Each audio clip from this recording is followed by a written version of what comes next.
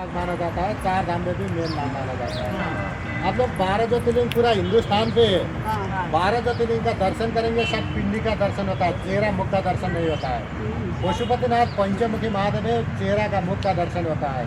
इस हिसाब से इसको नाम 12 ज्योतिर्लिंग में नहीं आता है। केदारनाथ और पशुपतिनाथ दोनों मिला के एक ज्योतिर्लिंग बनता है। धड़ का भाग केदारनाथ है, सिर का भाग पशुपतिनाथ है। ये कैसे हो गया? जब द्वापर युग में महाभारत का लड़ाई हुआ था 5 पांडव और कौरव का बीच में, उसी समय में 5 पांडव का अर्जुन ने बाढ़ चलाया। युद्ध में बहुत सारा आदमी गुजर गया। ये पाप से कैसे मुक्ति मिलेगा? साक्षात कृष्ण भगवान ने बता दिया कि साक्षात शिव भगवान को दर्शन किया तो जो युद्ध में नरसंहार किया है, जो पाप किया है, उसे मुक्ति मिलेगा। द्वापर युग में शिवमान जो कैलाश पर्वत अभी मानव सरोवर बोलता है, वहाँ पे तपस्या करके बैठा था। केदारनाथ के जंगल होके 5 पांडव लोग शिवान को दर्शन के लिए जा रहा था। जब केदारनाथ के जंगल में 5 पांडव लोग पहुँचे, तब आकाशवाणी हो गया, शिव भगवान 5 पांडव लोग को दर्शन देने के लिए तैयार नहीं है। कैलाश से भैंसा का रूप धारण करके उधर ही केदारनाथ के जंगल में घूम रहे हैं। उसी समय में वो जंगल में बहुत सारा भैंसा था, लेकिन शिव रूपी भैंसा कौन है 5 पांडव को पता नहीं चला।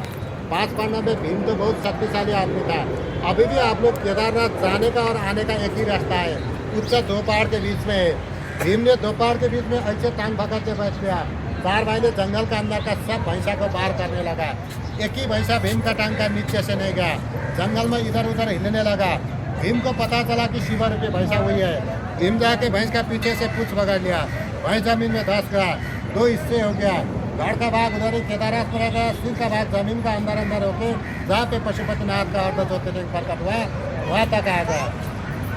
उसी समय में नेपाल में यहाँ पे गोपाल वंशी राजा राज करता था। गोपाल वंशी राजा का बहुत ग्वाला लोग भी था, गौशाला भी था, गौ भी था।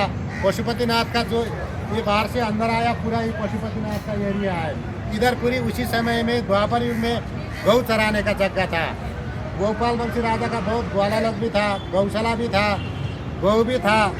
और गौशाला से रोज कामधेनु नाम का एक गौ जाते, जहाँ पे अभी अर्ध ज्योतिर्लिंग पशुपतिनाथ प्रकट हुआ। मिट्टी में ऐसे 3 बार परिक्रमा करके दूध देती थी। ग्वाला दूध दूने लगा, गौ का दूध नहीं निकलता था। ग्वाला को परेशानी हो गया, मेरा गौ का दूध किसने चुराया। फिर गौ को पीछा करने लगा। पीछा करके करके जाके देखा तो ऐसे मिट्टी में 3 बार परिक्रमा करके दूध दे रहे थे। इसमें क्या रास है? उसने जाके अपने राजा महाराजा को बोला। राजा महाराजा सब लोग मिल के आया, जमीन को खुदाई करके देखा तो अर्ध ज्योतिर्लिंग पशुपतिनाथ प्रकट हुआ। केदारनाथ से भैंस का सिर आया था, इधर गौ ने ऑटोमेटिक दूध दे के पता लगा दिया। भैंस भी पशु है, गौ भी पशु है। पशु का पतन होके आया, पशु ने पता लगा दिया। उसी हिसाब से इसका नाम रहना गया पशुपतिनाथ। बोलो पशुपतिनाथ।